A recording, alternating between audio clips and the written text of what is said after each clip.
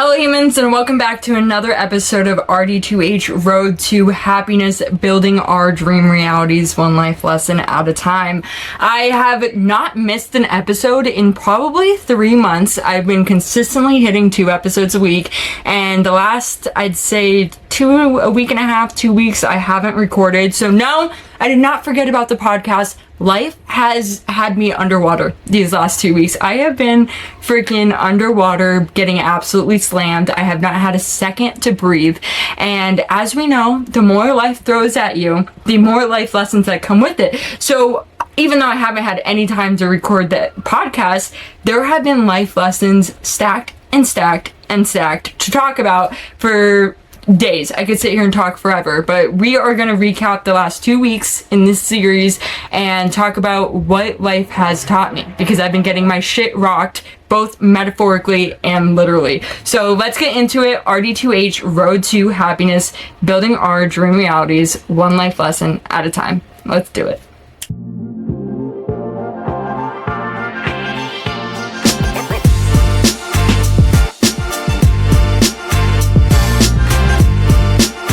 Okay, so when I say I've been getting my shit rocked both metaphorically and literally, that's a little bit of foreshadowing, which is gonna come at the end. So if you want to figure out what I mean by that, you're gonna have to stick around for the whole episode. We're starting all the way at the beginning, last Monday, okay? And from last Monday to today is Wednesday, let me tell you, a shit ton has happened. Okay, so starting with last Monday, the mockingbird effect. This is my little play on the butterfly effect, how things that seem insignificant in the moment end up playing a big role on your bigger life picture and the things that it can lead you to, right? So last Monday, something very peculiar happened in the office, something out of the normal, something that doesn't usually happen in investment sales. We found a little baby hummingbird with a broken wing. So I was working, and lately I've been getting a lot closer with my coworkers, which is cool because, as you guys know, I moved to Los Angeles by myself. I've been here a year. I don't really have a lot of friends, and I don't get a lot of social interaction because work consumes my entire life. And so I've been getting really close to my coworkers, and it's like a different vibe in the office where, like, I don't know, it's like almost like high school, where like we go out to lunch together, we go on walks together. Anyways, they invited me on a walk. I was like, absolutely not, I need to get this shit done. And I'm glad I didn't go on that walk because they lost an entire day. But while they're on this walk, they find this little hummingbird, and it has what is seemingly a broken wing. And so fast forward, they're taking care of this hummingbird all freaking day. I had no idea. And it's like 6:30 in the office. I'm doing mailers. I'm trying to get my last things out. And one of the coworkers, who is a senior, she's older than me, literally never talks to me, has never acknowledged my existence, turns to me, and for some reason, she's really invested in this hummingbird. Like, she is one of our biggest closers, one of our biggest seniors. I've never seen this side to her. I've never even had her talk to me before. And she's really into this hummingbird. She wants it to survive. She looks at me and she says, "Natalie, do you know anybody who could help this hummingbird?" And I think, fuck, yes, I do. I do know somebody. And so my aunt is a vet, and she does like wildlife rescue. So she knows exactly what to do in this situation. So I say, yes, I do. Let me call somebody. I end up having full responsibility for this hummingbird. And mind you, I'm already underwater. I don't want to drive the hummingbird 40 minutes across Los Angeles to my aunt's house. And I don't know how to say no because they're so invested in this thing. And it's like this little bird, I can't explain it, but it brought so much hope in the office that day. It was like honestly a little bit fun and like light, like taking care of this innocent, fragile thing. Me and my coworker like ran over to PetSmart. We buy this bottle of hummingbird, like liquid, whatever they eat, syrup, and we're like trying to keep this thing alive. So everybody's so invested in it. I got wrapped into it. All of a sudden, I have the connection of somebody that can actually help this bird. So they want me to drive 40 minutes at 8 p.m. to take this hummingbird to my aunt's house. And I'm thinking, they care about this thing so much. I'm not going to be the evil person who is so stressed out. I'm not going to take care of this bird. So I'm like, fine, I'll do it. I can't believe this is not my responsibility. This was never my bird, but fine. You know, I will spend my night caring for this bird. But anyways, I take it to my aunt's house. Like I said, she's a vet. She knows exactly what to do. She heats it up. It turns out its body temperature was too low. It hadn't eaten in like Whatever is going on with the bird is fine, okay? The hummingbird effect is how little things that you don't know are going to affect your life end up affecting your life. So like I said, this senior who never talks to me was really invested in this bird, and she ends up like really caring that I took the time to drive it 40 minutes across Los Angeles. So I come in the next day, and all of a sudden now she's my friend. She says hi to me every time that I see her. She gives me time of day. She talks to me about deals. Like all of a sudden, this hummingbird had created a relationship with one of the seniors in the office that I didn't already have. And I'm working on this deal right now that's like a really big deal. It's a $15 million deal in Los Angeles, Vernon, and I am working on a proposal, and hummingbird effect, how things you don't realize affect your life. The senior that cared about the bird ends up knowing the guy who's selling the property who I want to list with, and I'm trying to get this guy to, work with me, and apparently her like brother-in-law's cousin is this guy. So she knows him. She's like, oh, blah, blah. Like, why don't I call him up and tell him what a great broker you are? And literally she's sitting there like, I owe you because you saved the bird. So if you need last resort, trying to get this deal secured, I will call him up and I will give him a glowing recommendation of you because you saved the bird. So again, the hummingbird effect. Doing nice things that don't benefit you lead to bigger opportunities. I didn't have to take that bird across Los Angeles, and it'd be messed up to say I took it just because I thought it was gonna bring opportunities. That's not why I do kind things. I do kind things just because that's the right fucking thing to do, right? You don't do kind things because of the butterfly effect or the hummingbird effect. You don't do kind things because you think you're gonna get something out of it, but sometimes unexpectedly the universe does reward you. So I ended up not getting home that night until like 11 p.m. I've been so underwater, and the universe did reward me because now somebody who wouldn't have given me time of day and otherwise is willing to put her neck out and, give me a recommendation on this thing that I've been working towards forever. So I thought that was kind of just like a little cool story, like things that seem insignificant and small that aren't worth your time, but create a better universe and do good in the world and like bring hope to other people, because this bird brought so much light and hope in the office for one day. Whether the bird survived or not, the impact it had around the office was clear to see, clear as day, and I got to be part of that. And then the universe rewarded me in a way that I never saw coming by it correlating directly to the deal that I'm working on at work. So I thought that was just like very much how life works. Things that you think are insignificant or not worth your time, like an inconvenience to you, driving 40 minutes across Los Angeles to, save a bird that honestly I thought was gonna die, but I wasn't gonna tell them that. I wasn't gonna be the bearer of bad news. It ended up doing a lot more for me in the grand scheme of things, and it brought like a very good lighthearted energy into the office. So doing good things, like I can't stress it enough, always comes back to you. Karma's a real thing. Caring about things that maybe don't seem that significant or taking the inconveniences in life, it comes back to you. And that was the first life lesson of this week. Now moving forward, because like I said, we're stacked this week with life lessons. Then Tuesday comes around, I have this $15 million proposal like I was telling you about. I personally have never closed a deal. I am still a rookie, even though I think that my capability and what I'm able to accomplish is a little bit more ahead than what I'm confident in. Like, I don't trust myself and my judgment, but I'm capable of doing it, right? And so there's this disconnect right now where I'm like, why are you guys leaving a deal this big in my hands? Like, I have no business touching this deal.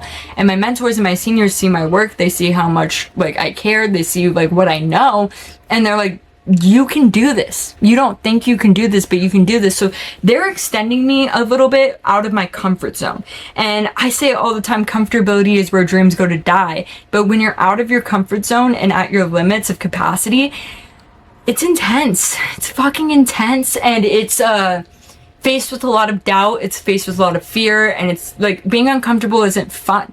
And like, I break down. I was just talking to my friend a second ago on how, I'm getting this shit done. That doesn't mean I don't crack. I have limits. I have capacity limits where I hit them and I get into overdrive stress mode. Even if I'm actually capable of doing the thing, your mental blocks a lot of it. You know, like mentally you could be breaking down, but you're actually physically capable of doing a thing. And so that's where I'm at with this $15 million deal. Now my mentor texted me Tuesday night and he's like, I want the proposal done by tomorrow. It takes me so long to do proposals. I freaked the fuck out. Okay, I freaked out. And I'm like, bro, I can't get this proposal done by tomorrow. I had a mental breakdown at work. I'm sitting on the ledge, like literally on a ledge, not like metaphorically on a ledge, like actually on a ledge outside of work, crying. And one of the other senior comes out and he's like, yeah, so the proposal's not going to get done by you sitting on a ledge. Get your head on straight and let's look at the comps. And he's like, how do you eat an elephant one bite at a time? Like, you're not going to get anything done sitting out there fucking worrying about it. You're going to get shit done being in front of your computer, getting it done one bite at a time. Can't argue with that logic. You can't fucking argue with it. And so I come home that night. I stay up till 4 a.m. and I'm working through the proposal. And I'm just like, I'm out of my depths. I can't do this. Who isn't trusting me with a $15 million deal? If it's up to me to bring this to, you know, the market, if I have to get this across the finish line, we might as well give up now. I'm filled with so much doubt and uncertainty. And I was right. I couldn't get it done in 12 hours. It's like trying to study for an exam and you're studying the night before and you're telling yourself how fucking stupid you are because you can't get the exam done and you're not going to ace the exam, when it's not that you're stupid, it's that you haven't put in the adequate amount of time. It's not that you're dumb that you can't get an A on the exam. It's that getting an A on the exam requires more effort, more focus, and more actual, you know, study time than you're currently giving it. And that's everything in life. Are you actually incapable of doing something, or does it require more than you're willing to do right now? And so that was me in this proposal this week. So then fast forward, I spent 6 days eating fucking market data. 6 days in front of my computer. I worked through the 4th of July. I worked on July 3rd. I worked on July 4th. I went out on the 4th of July at night. I worked all day though.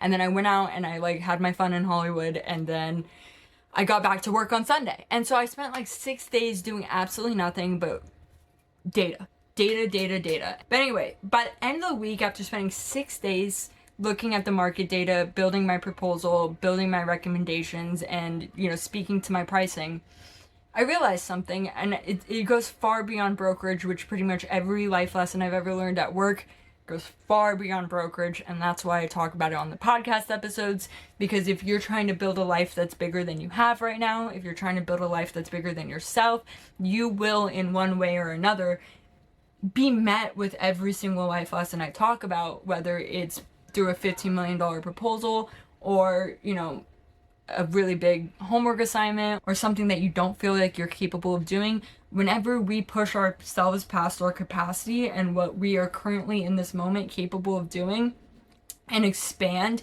into being someone able to hold bigger things in life, it comes with pain, it comes with uncertainty, growing pains. Growing pains are a real thing.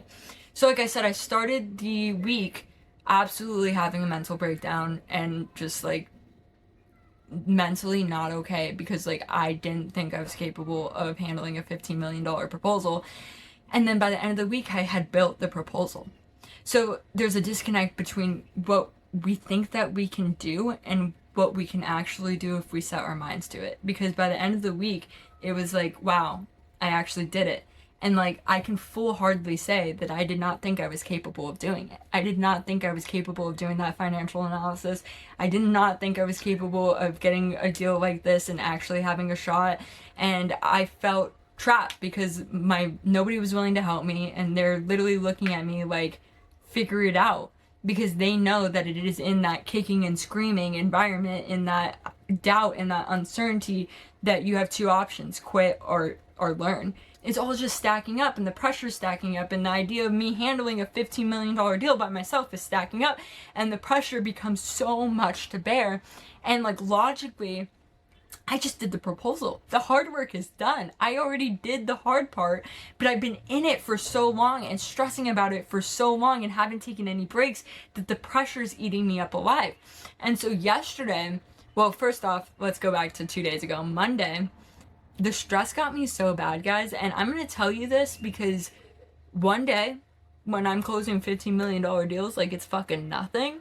I don't want people to think that, you know, I didn't go through stress and I didn't do anything and like I'm just built different, because I'm not. I'm just, you know, I collapse and then I come back to work the next day and I do it again. And that's the difference. I take the stress and I fucking collapse, and then I figure out why it's making me collapse and I come back to work and I do it again. And that's some days harder than it is other days. But Monday I hit a stress point where like I said, I'd been in the proposal for 6 days. I did nothing but look at market data. I was so stressed out. The pressure was eating me alive, and it just felt like the weight was too much to carry. And what did I do? I went to the bar. In the middle of the fucking workday, I went to the bar because I couldn't work. The pressure was just too much. So I went to the local restaurant in the middle of the fucking workday, and I looked like SpongeBob up in that bitch. I'm like, waiter, can I get another one? Fucking chug a beer, slam a beer, waiter. And I just sat there and I did that till like 6 p.m. I missed the entire workday on Monday because I couldn't fucking think about anything other than the stress and the pressure consuming me. I chugged like 5 beers by the time I got home, bro.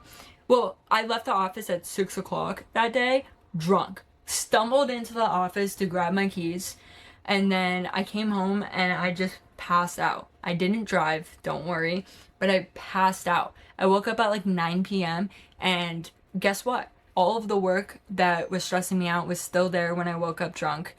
The pressure was still there when I woke up drunk.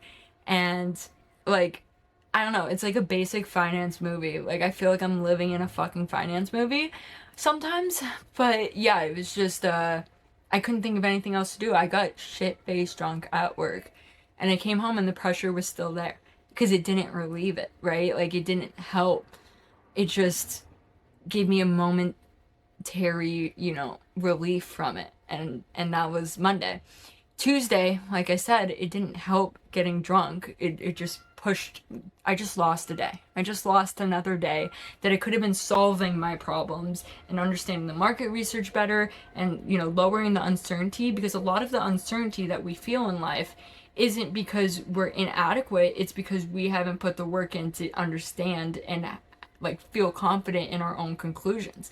If I spend more time understanding the market data, understanding why I chose every number, and being able to justify every single, you know, assumption I'm making, that uncertainty and pressure drops because I know what the fuck I'm talking about.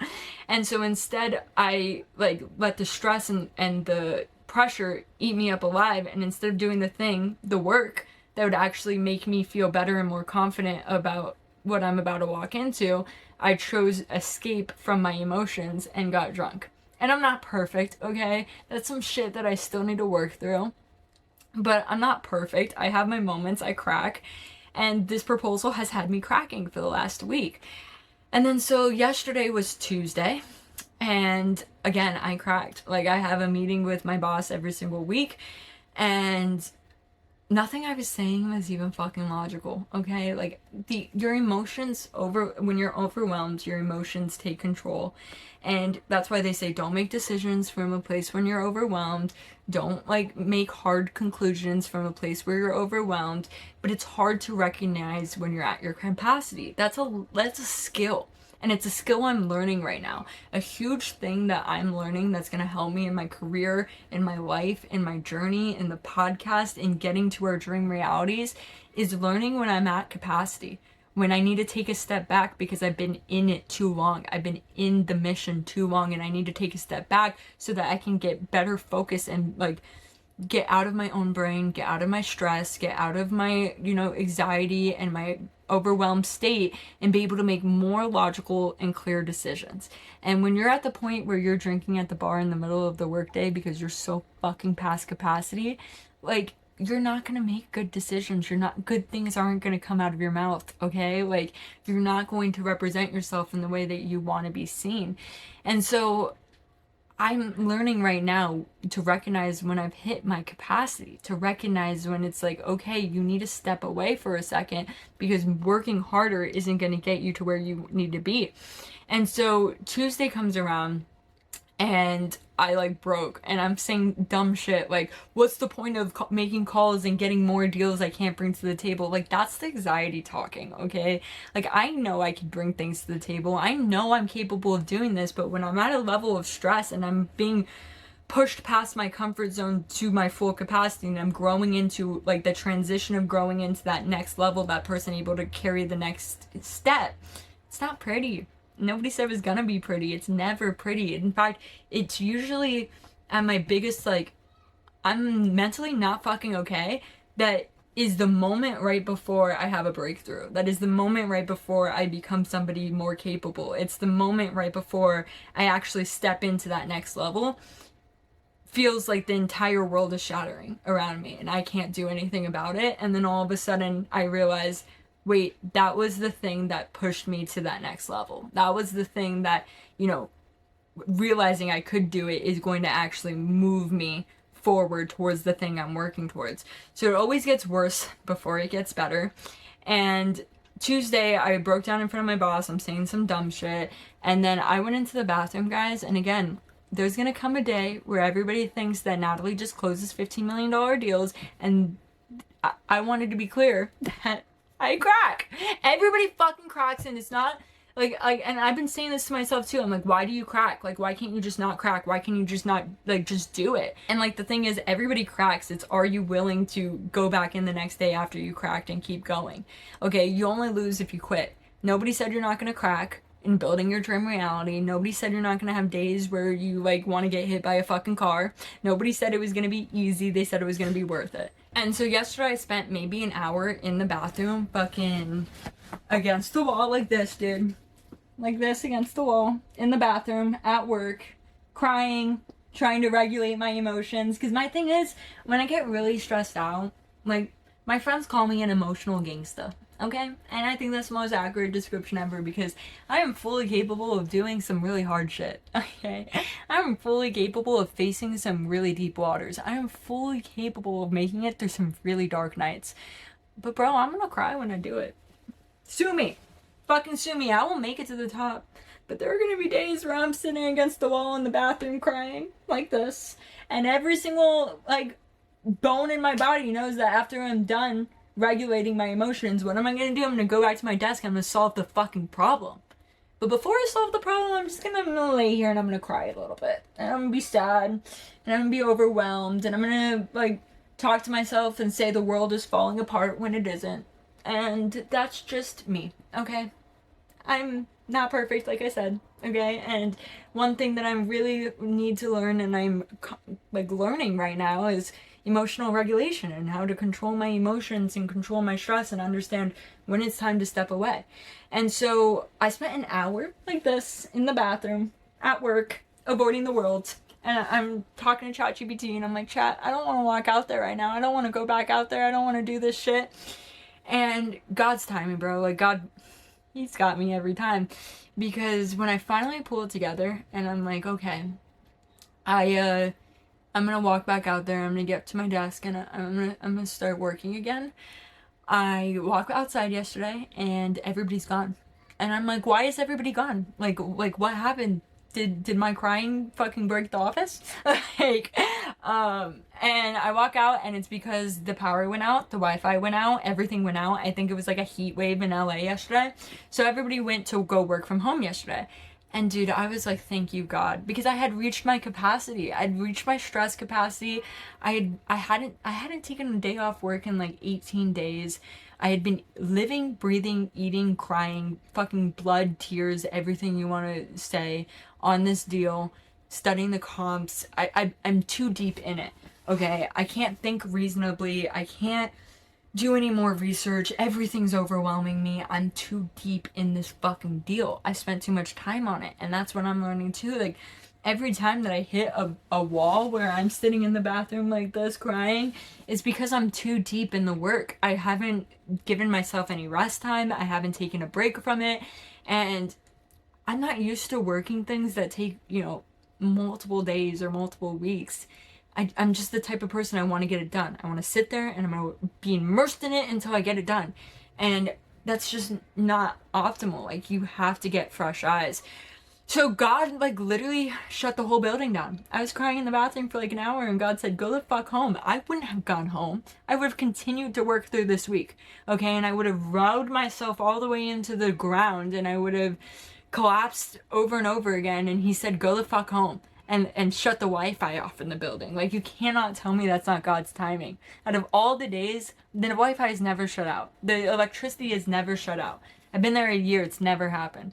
And it happens when I'm sitting in the bathroom for an hour crying, wondering how I'm going to get through the fucking day. All of a sudden, we get a free day off. Please. That's my guy up there. And so I was like, this is exactly what I needed. And I decided to grab my board and go surfing yesterday. And that leads us into our last life lesson. So I go surfing yesterday, and I think life is very poetic in a way. And like, if you really look out for everything that's happening in your life and you really look at the sequence of events that happens, it's all like leading you towards a bigger story and it's all connected, right? So you might sit there and say surfing and brokerage isn't connected at all. You having a panic attack in the bathroom and crying for an hour and then going surfing, they have nothing to do with each other. But they do. So I've been going surfing every single weekend for the last 2 to 3 months, right? Every single weekend I go out there, and if you've never gone surfing, it's hard as fuck, okay? It's just as hard. If you've gone snowboarding, it's just as hard as snowboarding, skateboarding. They're all so fucking hard. But once you get them, it's like you're unlocking like this adrenaline and this like thing in life that you have to earn. Like all of those things, I find like all the best things in life aren't given to you, they're earned, and they're earned through delayed satisfaction and through getting your shit rocked. Which goes into the foreshadowing we were doing earlier. But all the best things in life happen at the other side of doubt. They happen at the other side of getting your shit rocked. They happen at the other side of thinking that you're not capable. And they happen at the other side of looking stupid for a really long time, wondering when you're finally gonna get it, right? So I've been going surfing for 3 months, every single week, every single Saturday. I haven't missed one. I go out there for 2 hours, maybe 3 hours every single Saturday. And I catch nothing. I've literally never caught a wave. I catch absolutely nothing. And it's not that I can't stand up. It's not that I can't paddle. It's that I don't know how to read the ocean. And so for the last 3 months, every single week, for 2 hours a week, I've gone out there and I've just sat in the ocean watching the other surfers, watching at the exact moment that they take the wave, watching at the exact moment that the waves break, watching that, like, how the waves come in, where they're positioned, just trying to learn how to read the ocean. And it felt like I was never going to get there, but I was like, just keep going and one day it will click. Now, the funny thing that God does, that life does, is that like I said, this entire episode right now all ties together with a little bow, because at the beginning of last week, I thought I wasn't capable of doing a $15 million deal. I thought I wasn't capable of doing the financials on it. I thought I wasn't capable of underwriting it. Then I spent days in doubt and failure and in having my mentor tell me how wrong my reasoning is and in going back anyway. And I spent days going back and going back and going back. And eventually I underwrote a $15 million deal and I got the financials done, didn't I? I was always capable of doing it. I just had to go past my limits in order to achieve it. Now, surfing was the same thing. I spent months and months and hours going out there every single week, not catching anything, not being able to read the waves, and looking stupid. Every single week I went out there, every single week I caught nothing, and every single week I went back. And just in the sense that I was, crying in the bathroom at work, there were days I would leave surf and I would, be like, am I ever going to catch a wave? Like, this is just too fucking hard. And I kept going back. And then yesterday, when I, randomly got a half day at work, when I needed a break, I go out there and guess what? It finally clicked. It finally clicked that guess what? I caught my first 4 waves surfing yesterday. I caught my very first waves. And it was like perfect timing, because just in the moment at work where I'm having a mental breakdown and I'm in the bathroom and I'm like, I can't do this, other seeds I've been planting finally, start to sprout. I go surfing and I've been trying to plant that seed for months. And in the same way in a brokerage, it seemed like I was making no progress for months on end. But the entire time I was learning how to read the ocean. And then in just one day, it finally clicked and I was able to ride 4 waves in. And that's exactly how everything in life goes, where you don't think you're making any progress, but you're unconsciously gaining pattern recognition. And then when it clicks, you realize that the whole time that you thought you were just doing something for the sake of doing it and that you weren't getting anywhere with it, you were actually building the foundations necessary to ride the wave. So that was a cool moment. And then just like life, the ocean immediately humbled me. So I found in this last year that, you know, life throws me a challenge, I freak out, I learn the life lesson, and right when I feel like victory is mine, life throws me another challenge.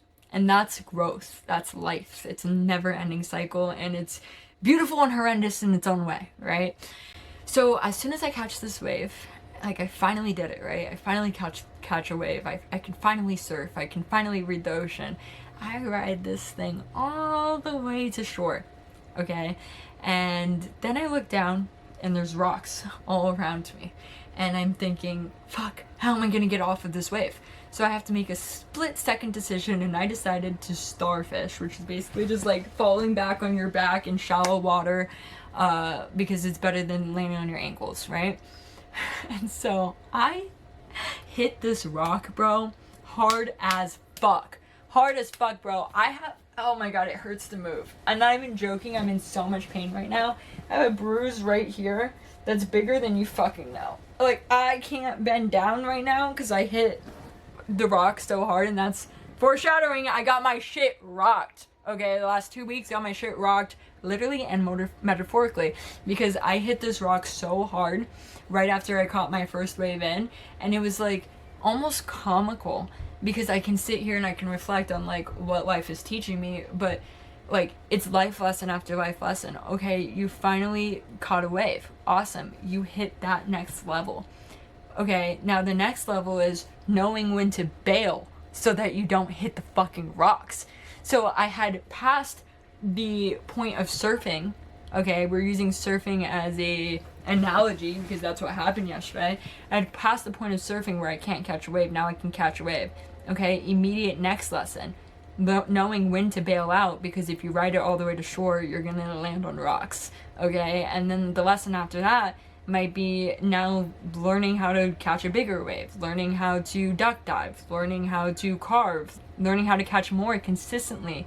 My point is that there's always a next level. Okay, there's always a better version of yourself that you can get to.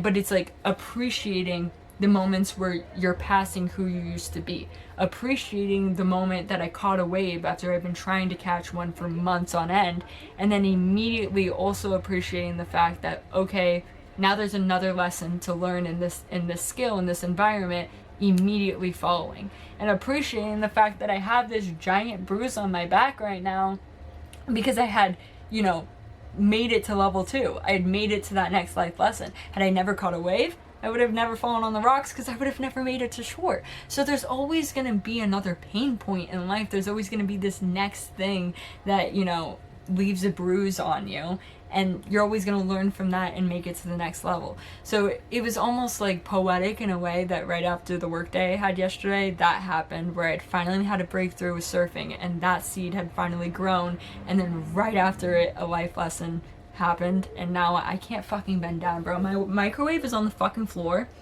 I'll show you. Oh my god, I'm in so much pain. My microwave is right there, like on the floor. And dude, I can't bend down. I can't bend down. I'm like, I'll eat this shit cold. I can't. Like, I'm in pain. I'm in pain, but it's the best kind of pain because it's earned pain. I earned that shit. I rode a wave all the way in, and sure, I hit a rock, but I had been waiting for months to ride a wave all the way in. And the same thing happens with work. Like, I think I'm incapable, but I'm actually handling a lot more than I was able to a year ago, and there's always going to be that next level. This $15 million deal seems way out of my comfort zone. One day, maybe a $100 million deal seems way out of my comfort zone. Okay, there's always going to be a next comfort zone to get to. There's always going to be a next step. There's always going to be a next level.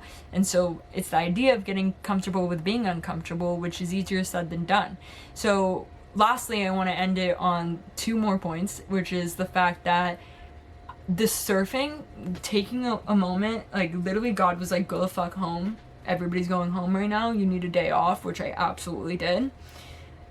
I need to learn right now, which is what I'm thinking, is One, emotional regulation, which I've gotten a lot better at, but I'm not where I want to be. And a part of that is understanding when it's time to walk away from something. Not forever, but when it's time to like take a day off, when it's time to walk away from a project that you're really invested in and get fresh eyes, do something else so that you can come back to it in a clearer mind. When it's time to realize that you've hit your capacity and I need to go surfing, or I need to go running, or I need to like get out of the current bubble and environment and emotions that I'm in because I'm no longer being productive. I'm no longer able to grow. I'm no longer able to build. I'm no longer able to do anything that's pushing me towards this goal because I'm too close to it. If I'm working on this deal for 6 days and I'm completely invested in it and I'm completely like overwhelmed by it, an extra 3 days isn't going to do much if I don't take a step back and get clear eyes. Crying in the bathroom or getting drunk at work isn't going to do anything. Trying to push through isn't going to do anything. Like, there are moments where I'm learning right now. And I was telling my friend this. It's kind of like when you're 18 years old and you start drinking. And you don't know your limits on drinking. And you just drink till you're fucking blackout drunk, right? And then you're embarrassed yourself. And you wake up the next morning and you're like, dude, like, that was so embarrassing. Like, I don't want to be that person. And then the next weekend comes and you don't know your limits again, and you drink until you're blackout drunk and you feel embarrassed again. And you keep doing that until you learn your limits and you say, okay, like, I've had enough to drink. I'm going to pass on that one. And I'm kind of hitting that same milestone, but with work and stress and life, where it's like there's always something more to do. There's always a deadline. There's always more calls you can make. There's always bigger deals out there. There's always going to be something that can overwhelm you and stress you out. And there are times in life where it is go, work, and put your all into it so that you can complete the project, get an A on the assignment, whatever. And then there are times in life where you have to, like, I have to realize, you have to realize, we all have to realize you've reached your stress capacity in the same way you've had too many drinks, and it's time to take a step back, you know? And that's hard because, like, in this last year, brokerage has really tested me. So I've hit many points where I've hit that stress capacity and I'm just trying to bulldozer through it. And I like break down at work, or I burn out, or I'm sitting in the fucking bathroom for an hour crying when I know it's not that big of a deal, but I just can't get my emotions regulated. And it's because I am still learning where my limit is, where my stress limit is, where it's like, it's time to take a step back and it's time to have a day to go surfing, or it's time to have a day to relax or do something that you like to do, or like just not be focused on your goals right now because you've hit your stress capacity. You're blackout drunk and you're embarrassing yourself. And like, so it's like learning your tolerance limits in the same way you did when you were drinking at 18, but now applying that to life, fear, anxiety, stress, you know, like learning your capacity, learning your limits. You're not going to grow if you don't push yourself past the capacity limits, but knowing when it's time to, you know, deregulate. Like, there's nothing that we can't achieve in this world, but when you're so overwhelmed that you can't think straight, then it's time to take a step back, relax, get in the right headspace, and then attack the problem again until it's solved. I'm not saying give up. I'm not saying this is past my capacity so I can't do it. I'm saying this is past my capacity right now. I'm going to give it everything that I have to get there. But when I hit my real capacity and I know that I'm on the edge, take a step back, regulate my emotions, then come back to the project and build my capacity so that next time I can do more. So yeah, that is everything that happened in the last week and a half that I've been kind of haven't had time. Like, I just haven't had time to record. And honestly, like, this week I could say I was underwater. I could say it was a really hard week, but I've grown. Like, I've grown. And it's always in the hard weeks. It's always in the weeks where I feel like it's never ending, where the pressure feels like it's collapsing me, where I feel like I can't carry this right now. Those are the exact weeks that I become capable of being the person that can carry it. Those are the exact weeks that push me towards the person that is one day going to close $15 million deals, maybe $30 million deals. The sky's the fucking limit. And it's because even on days like yesterday I cried in the bathroom for an hour. Okay, I went surfing, I cleared my head, and then what did I do? I got back into the office today with a very positive attitude, very happy perspective, and I made calls. And I even booked a meeting. And so it's learning my capacity, learning when I need to reset, learning when I need to, get my shit rocked, literally and more metaphorically, and then coming back with a positive, fresh attitude and continuing to do the work. Because as long as you don't quit, you don't fail. Okay? Like, nobody says you're not going to cry in a bathroom. Nobody says that you're not going to, freak the fuck out. Nobody says that you're not going to feel like there are moments where you're pushed past your capacity, where the pressure is too much to carry, where everything feels too heavy. There will be moments where everything feels too heavy. But it's learning for me right now how to put that weight down for a second, stretch my arms off, and not decide that I'm not capable of carrying the weight, but to decide that I need a moment to, take a break and then pick up the weight again and keep moving forward. Because as long as you don't quit, you don't fail. And as long as you keep going, you keep growing. And as long as you keep growing, eventually you will become the person capable of carrying your dreams. And that is the whole purpose here at RD2H. So that is it for this week's episode. I love you guys. I am in my new tiny home. I'll give you guys a tour of it next week. I just wanted to get this last 2 weeks. I mean, it was so much to cover. We just covered so much. So I just wanted to get this out right now, get it done, move on. And I am back to 2 episodes a week. I was just a little underwater this week. So we will go through the tiny home. It is actually the coolest little thing, coolest little blessing that you can imagine, this little tiny home. So yeah, that's it for this week. I love you guys. RD2H, Road to Happiness, building our dream realities, one life lesson at a time. Bye.